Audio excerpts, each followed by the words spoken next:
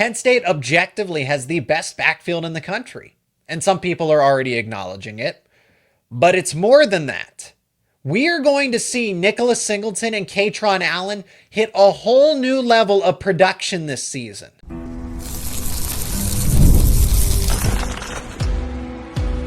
You are Locked On Nittany Lions, your daily podcast on the Penn State Nittany Lions. Part of the Locked On Podcast Network, your team every day. You are locked on to Penn State football, and as always, thank you so much for making Locked On Nittany Lions your first listen and watch every single day, your daily source for all things Penn State sports. My name is Seyko, and I am your host of the show, credentialed media member for both Penn State football and Penn State wrestling. There's no hiding. The Nittany Lions aren't going to sneak up on anybody this season. The media conglomerate has bought into Penn State and what they are capable of. We'll talk about that in the final segment. Also address a strategic roster move that James Franklin revealed recently and what it means for the defensive side of things. We got to begin with what Stan Drayton had to say about Nicholas Singleton and Kaytron Allen, how two elite college caliber running backs could be even better. And I'm not talking about a step. I'm talking about a massive leap forward for these two players. And threw a little bit of shade at J1 Cider. Today's episode is brought to you by Game Time. Download the Game Time app, create an account, redeem code LOCKEDONCollege for $20 off your first purchase. Friendly reminder, let me know your thoughts down in the comments section. Be a part of the conversation. Singleton and Allen. We know how good they are already. Singleton's the number 2 running back in the Locked On rankings. There's a little bit of a gap between him and Jeremiah Love. I don't think it should be that big. And we are going to witness why this upcoming season. Kaytron Allen as well. Kaytron Allen didn't even crack the top 100. Okay, that's fine. There's the national perception that Nicholas Singleton, he's running back number 1, and Kaytron Allen's the clear running back 2. That is not the case at Penn State. These two are both NFL caliber running backs that passed up on the draft this time around. Mel Kiper had them as the 5th and 6th running backs respectively. So that's day 2, maybe no later than round 4 in that case. They came back for another college season. Objectively speaking, Singleton and Allen are both top 5 running backs. They form the best duo in the entire country. And then Quentin Martin, Corey Smith, Cam Wallace, the guys that they have available behind them make this backfield even better. But most people focus on Singleton and Allen for good reason. Here's what Stan Drayton had to say about the two of them. And I'm paraphrasing, but it was in a recent press conference interview after practice.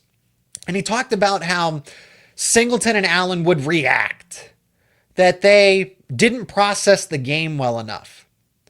These guys have been 1,000-yard rushers.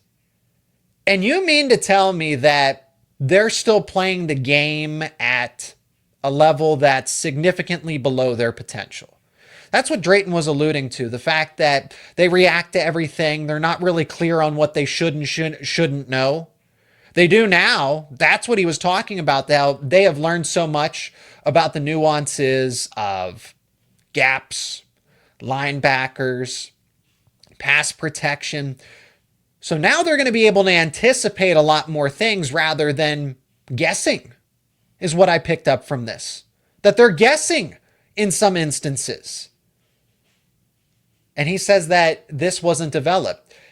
They were working and doing well with a lot of the resources and tools that they had been taught, but they didn't have it all put together. And now in year 4, with what we've seen from Singleton and Allen, the fact that Stan Drayton, who is well-traveled, well-versed when it comes to running backs, he knows what he's talking about. I'm going to trust him when he says this. Drayton says that the game in year 4 for both of them is finally slowing down. That's a subtle jab. I don't know if it's intentional or unintentional. I imagine it's unintentional. But it is worth pointing out, and this was some of the discourse when J1 Cider had moved on to Notre Dame. This was the correction that they were looking for, that Penn State and James Franklin were actually welcoming outside vision in the hopes that you could unlock more from Singleton and Allen. Hey, we know that J1 Cider is one of the best recruiters in the country, but that maybe he wasn't giving enough guidance to the running backs he had been recruiting. And that Stan Drayton is the breath of fresh air that Penn State needs to get the most out of Singleton and Allen. We're going to see different versions of them. We're going to see better versions of them. Again, this is not a minuscule step. I'm talking about a significant leap forward for both of them. We are going to see Singleton be more of a pass catcher this season. I think we'll see that from Kaytron Allen as well. But it's not just so much of, hey, let's hand the football off and have them be battering rams and just run through contact. And then, well, we use them 50-50. So the tread on the tires that they often allude to with running backs won't be as bad. It's going to be more than that. They can do a variety of things as pass catchers, as blockers, being able to be on the field together. Penn State wants Singleton and Allen on the field together more often than not. They're going to use them together as a dynamic duo, as opposed to, okay, you take a drive. That will still be there. Penn State's going to still go in single back sets. But with what we've seen at some practices early on, and to get to be able to retain both of them, it's different when you were only going to get back one, because there were the rumors that Kaytron Allen or Nicholas Singleton might hit the transfer portal. One of them might go into the NFL draft. The other might not. There were those kinds of rumors, but Penn State was able to retain both of them. Why would you retain both of your superstar running backs if you didn't plan to use them more strategically, more effectively, more efficiently? You increase the volume here. You'll see Singleton line up out wide. You'll have Kaytron Allen in the backfield. I imagine you're going to see a lot of split shotgun sets where Allen's to the left and Singleton's to the right. And you fake it one way and you go the other. You fake a handoff up the middle. You have an RPO play and you dump it off to Singleton. It's going to be exciting to see the way that Singleton and Allen are going to hit another gear. It's not just about, okay, well, they're older. They have a little more veteran experience. So yeah, you should naturally expect them to make a move forward, that they're going to be just naturally better. No, I am fully anticipating that Singleton and Allen are going to easily shatter 2,000 yards that they put together a season ago. That's why James Franklin and Penn State continue to hammer on about the running back 3 spot. That RB3 is going to be so important because you're going to have to give them the break. That's going to be the change in the rotation. And that's where the backfield is really the best in the country. Yeah, everyone thinks about Singleton and Allen, as you should. But really, it's about what they have with Quentin Martin, Corey Smith, Cam Wallace when he's at 110% when he fully returns from injury, right? You just got to get him back up to speed. But he was that RB3 a season ago. It's that group of running backs together where there's going to be a drop-off because of how good Singleton and Allen are. You are just going to see so much creativity with 3 running backs, guys who can all catch the football, who are Singleton and Allen are more reliable blockers. Martin and Smith and Wallace, they'll get there, right? They just need the reps. But you're going to see that's your wildcat. Tyler Warren, Bo Prabula, that is your wildcat this season with Nicholas Singleton and Kaytron Allen. They're probably not going to throw the ball, but having that deception, the misdirection, all the things that you can scheme up if you're Andy Kotelnicki, who is already naturally creative as an offensive coordinator, that is where Singleton and Allen are going to be used more effectively. But they're just going to be so much better overall. Expect really, really lofty expectations for them. Have lofty expectations for them this season. They're going to try to set records. They're going to try to break the all-time rushing record. Both of them. You have 2 running backs going after Penn State's all-time rushing record. Now, Penn State is being strategic with its running backs, also strategic with its defensive line. Defensive end moves over to defensive tackle. Why that move's important and what it tells us about the DT spot. That is coming up next here on Locked On Nittany Lions. And this episode is brought to you by Game Time. We've all been there, logging on early, waiting forever for concert tickets to go on sale, only to lose your spot for a show that you've been dying to see.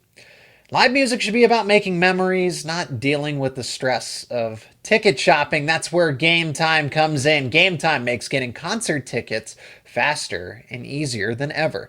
And get this, prices on the app actually drop as it gets closer to showtime, and you can save up to 60% off with Game Time's killer last minute deals. And it's not just for concerts, sporting events, theater, comedy events, you name it. Game Time has it all. Game Time is Penn State football tickets. That's right. Before the season starts, you can browse Penn State football tickets. And if you've never been to Beaver Stadium, if you've never been to any sort of venue, one of the best features on Game Time is the point of view feature. You get to see what your POV is going to look like ahead of time from the tickets you are selecting. So if you've never been to a stadium or a venue, that is definitely a helpful feature. Take the guesswork out of buying concert tickets, show tickets, sporting event tickets with Game Time. Download the Game Time app, create an account, use code LOCKEDONCollege for $20 off your first purchase. Terms apply. Again, create that account, redeem code LOCKEDONCOLLEGE, Locked On College for $20 off. Download the Game Time app today. Last minute tickets, lowest price guaranteed. And still to come on this episode, we're going to talk about how the media is totally bought into Penn State. For the most part, the national media knows what Penn State is capable of this season with the preseason AP Top 25. So explain where they're ranked and what it means coming up later on. I want to talk about a strategic roster move that James Franklin mentioned in a recent press conference. Former top recruit, one of the best defensive ends in the entire country not too long ago, Anai White, who transferred in from Texas A&M, is moving from defensive end to defensive tackle. I see that move from a couple different angles. One, you could look at it with the glass half full. Penn State, to take away a defensive end and move him to defensive tackle, the glass half full scenario of this is that Penn State's defensive end spot is in a good place. Now, that might be hard for some people to believe because Abdul Carter has moved on. And that's a generational player that Penn State has to replace. But I think the production's there with Dennis Sutton and Zariah Fisher as the starters. Don't get it twisted or anything like that. Zariah Fisher is going to be a breakout player. He's just battled injuries. So if he can stay healthy this season, this guy is going to be legit across from Dennis Sutton, who I think has the capability of being All-America. Both of them will be All-Conference. DDS will be All-America. But after them, that's where the question mark shows up. Max Granville's out for the season, right? The way that James Franklin talked about it, we don't have official confirmation, but the way that he discussed it, he has a long-term injury that's probably going to keep him out all the way until next season. It's unfortunate. Granville had a lot of promise, especially for this season. So after that, well, people are starting to learn more about Jalen Harvey. I think Jalen Harvey has a lot of promise, has some similar attributes to, and I don't mean to compare him to Abdul Carter directly, but just has similar abilities.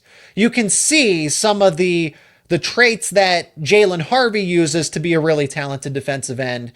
Abdul Carter, twitchiness, good bend, solid speed, but not to the degree of Abdul Carter, but similar capabilities, okay? So he's using these similar skills to make himself an effective defensive end. Malachi Williams is somebody that I don't think is talked about enough. I really do think there's a legitimate battle there between the two of them for that next man up after Zariah Fisher on the weak side of the defensive line. Now, you could rotate them in theory, but these guys are pass rushers first. You want your strong side defensive end to really set the edge and be a strong run defender. Then there's Yvonne Kemaju. Yvonne Kemaju is an extremely promising true freshman. Chaz Coleman is somebody that I continue to hear more and more about. Jim Knowles just recognized him recently on social media as his defender of the day. Daniel Jennings, who reclassified and enrolled early, was able to build up his body. He has college-ready size. He doesn't necessarily need to go through that redshirt season. That is great news, but these guys are all unproven. So as much potential as they have, we still need to see it. They need the reps. They need to play a ton in the first few weeks of the season before you get to Oregon to see what you actually have. The more reps, the more times they go through it, the better they're going to be. That's just the case in point for everything, right? It's Case in point with this podcast. Now, Anai White, specifically talking about him, you can look at it from the other angle of it's crowded at defensive end. Therefore, they don't need him there. So they're going to move him over to defensive tackle. Does defensive tackle need him? Maybe. Kind of a similar situation between defensive end and defensive tackle. You have your superstar in Zane Durant, like a Denai Dennis Sutton. Alonzo Ford, promising veteran, like a Zariah Fisher. Your dynamic duo at both the starting spots. Couldn't be a better situation for Penn State. That front four could be the best in the conference, one of the best in the nation. Denai Dennis Sutton, Zane Durant, Alonzo Ford, Zariah Fisher, but you need them to stay healthy for a 17-game schedule. That is the obstacle. The depth behind them, I like what they have in Xavier Gilliam. James Franklin declared him essentially DT3, the third defensive tackle, after Durant and Ford. Everything else is up for grabs. Is it Owen Wayfair? Ty Blanding seems to be. Was one of the freaks of college football, according to Bruce Feldman. Ranks 100 players that are just freakish athletes. Hey, that's great. You can work with that. So it seems like Blanding has taken a step forward here with some camp buzz, which you need. You need 2 deep at least. But then where's Owen Wayfair? Is it DeAndre Cook? Is it Liam Andrews? And I think that's why Anai White moves over, because he's just not cutting it at defensive end. Or he wasn't cutting it at defensive end. And Penn State felt good enough about what they have with the up-and-coming talent to make a move like this. Because you are thin at defensive end in terms of what is proven. Anai White at least gives you a little more insurance because he's been around college football. Unfortunately, he's dealt with injuries and hasn't lived up to that potential. I like the move. There is no issue for me when it comes to a change of scenery, a change of position. He has both. He goes from Texas A&M to Penn State and now just gets a fresh start. This is a good move across the board. He was already building up his size on the roster. At least he's recently listed at 6'5", 275 pounds. So he's trending. He might even be bigger than that at this point in time. Could he be effective? This season, I don't know that we will see much of Enai White until he gets situated. There's nuances. It's almost like Abdul Carter, and Abdul Carter is so insanely talented that it took a matter of months for him to go from a linebacker to one of the premier edge defenders in all of college football and then a top 3 NFL draft pick.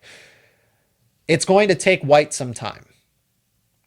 So don't expect him. He was a 5-star, but he's battled injuries. He hasn't had the same development.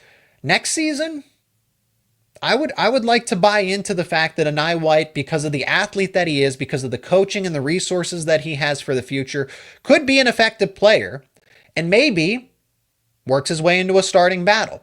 But this time around, I did have a take when he transferred in initially that, hey, this guy could start, or he has the capability of seeing a lot of playing time this season. He'll definitely be on the 2 deep at defensive end. That's not the case, and it's not going to be the case at defensive tackle. They need the depth. Penn State is creating competition. It seems like the first 4 are in place, but you need a 5th and 6th defensive tackle, especially in the Big Ten. In the Big Ten, when it's still power football. I know Oregon, USC, UCLA, Washington will spread it out a little more. It's still power football. So you need your defensive tackles, especially when you run a 4-2-5, to be stout in run defense. And I don't mean lightly when I say that. That's not just me saying, oh yeah, you need to be good at run defense. No, you need to be physical, take up space. And that's going to put a lot of wear and tear over the course of the season. So Penn State needs to be sure at defensive tackle above all else, and that's why I just always circle that position group over the course of the past few months as just a question mark and potentially a liability if you do lose a Zane Durant, if you lose Alonzo Ford to injury. Who are the guys that step up and can be reliable? I'm all for this. I have still strong expectations that Enai White can figure it out, but his timeline is still going to, you have to give him time. You have to give him time, but I don't blame Penn State for making this move whatsoever. I think White just needs a fresh start across the board, But it also should give you some confidence that despite having all of that unproven talent, Penn State feels confident enough. Deion Barnes feels sure enough to move over a veteran player from defensive end to the middle just to try something different.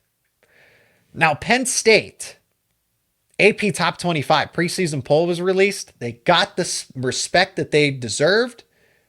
Some people are going to question it, but it is the right ranking. I'll tell you where they start in the first AP Top 25. That is coming up next here on Locked On Nittany Lions.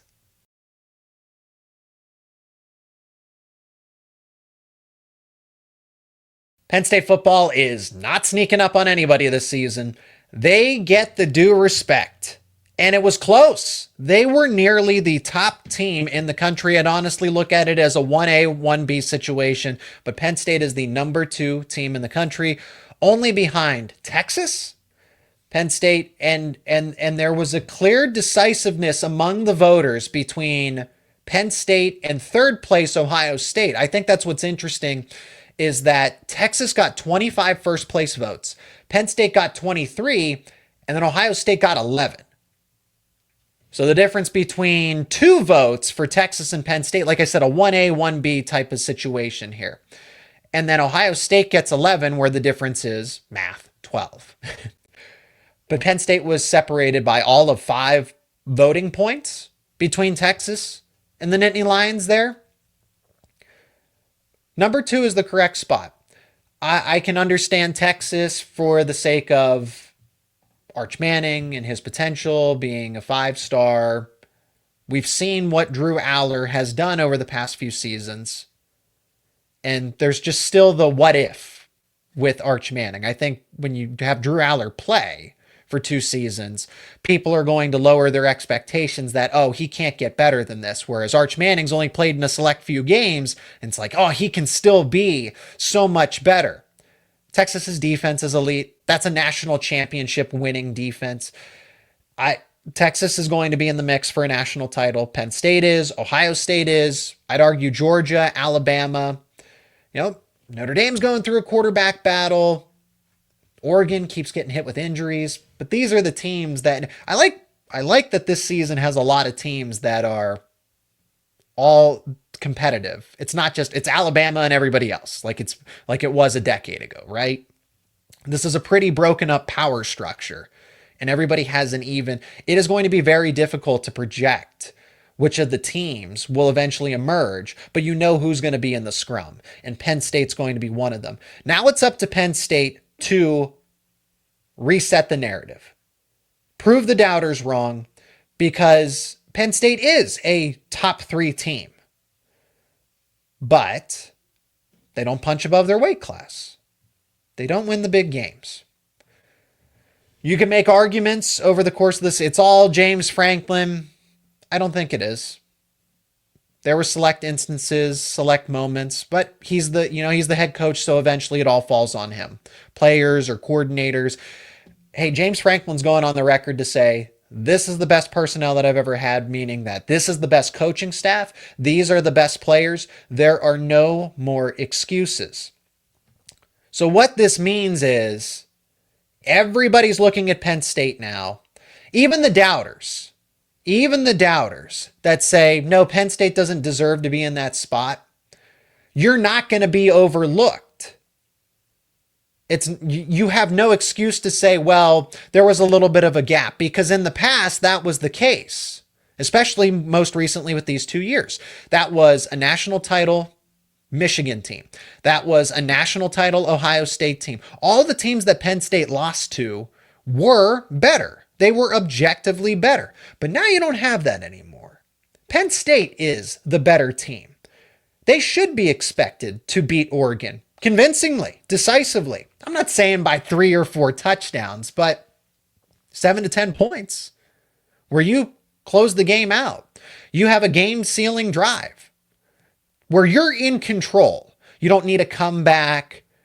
It's not going down to the wire. It doesn't go to overtime. You need decisiveness against Oregon. I think that's where we are right now with that game. Ohio State, it's a believe it until you see it type of scenario, but Penn State, even though they're the underdog right now, according to Vegas, they still should be expected. That's a toss-up game. Ohio State has been a touchdown, 2-touchdown favorite in the past. That is a field goal game at this point in time, and the only reason Ohio State is favored is because that game is in Columbus, meaning that these two teams, according to the Vegas power rankings, the power ratings, because that's what they go off of, they are close. They are even. That is a toss-up. Penn State should be expected to go into Columbus with the veteran quarterback, Ohio State's old defensive coordinator in Jim Knowles, Andy Kotelnicki, the continuity, the consistency there. Those are just a few of the reasons of why Penn State should be expected to do these simple goals. Beat Ohio State, win a conference title, be in the mix, and make a strong push. They don't need to win a national title, but this is your best opportunity to do it.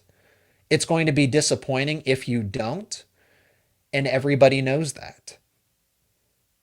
It's not just a select few. It's not a rogue couple of AP voters that say, yeah, I like Penn State. No, it's 23 votes. Penn State has the respect, the expectations, the pressure comes with the territory. It's all or nothing. I say national title or bust for the sake of this is your best opportunity to do it. And you don't have this kind of certainty, or you don't have at least the leverage that you do going into 26, and who knows what 27, 28, right? You don't know what you're going to have those seasons. I can definitively say that this is the best version of Penn State football since 2017. 2017 didn't live up to those expectations of making that 4-team college football playoff. Penn State should be a top 4 team by the end of the regular season. You got to beat Ohio State this season. You have to win the big games. You have to do things that you have not done in the James Franklin tenure. Then you'll get that respect. Everyone is giving you the respect in the preseason, though. For the most part, most people are giving Penn State the benefit of the doubt here, that they will break those narratives. So now we wait. We wait until that week 5 game against Oregon, till later in the season against Ohio State, and hopefully no trip-ups in between all of those other regular season games. 11-1 is the worst case scenario, I think, for this Penn State team. Get to the conference title. Get a bye in the college football playoff. That's what they should be doing this season. Obviously, the goal is to win a national title, but let's talk about the simpler goals that are right in front of them. Win the big games, beat Ohio State, get a conference title for the first time since 2016. This team is capable of those things. That's going to do it for this edition of Locked On Nittany Lions. Appreciate each and every one of you for checking out the episode. And before we officially wrap this one up, I think it's fair to go through the entire AP top 25 for the preseason, because I only revealed the top 3. Texas, Penn State, Ohio State, Clemson, Georgia, Notre Dame, Oregon, Alabama, LSU, Miami, Arizona State, Illinois, South Carolina, Michigan, Florida, SMU, Kansas State, Oklahoma, Texas A&M, Indiana, Ole Miss, Iowa State, Texas Tech, Tennessee, Boise State. That's your top 25. Texas, Penn State, Ohio State are the top 3. All right, that is where we will wrap things up on this edition of Locked On Nittany Lions. Thank you to the everydayers out there for making us a part of your regular routine. Thank you to each and every one of you for checking out this specific episode. If you're not an everydayer, become one. Subscribe to the YouTube channel and wherever you get your podcasts for all the latest conversations around Penn State football, Penn State wrestling, Penn State recruiting, Penn State basketball, everything you name it. Your daily source here for Penn State sports is Locked On Nittany Lions.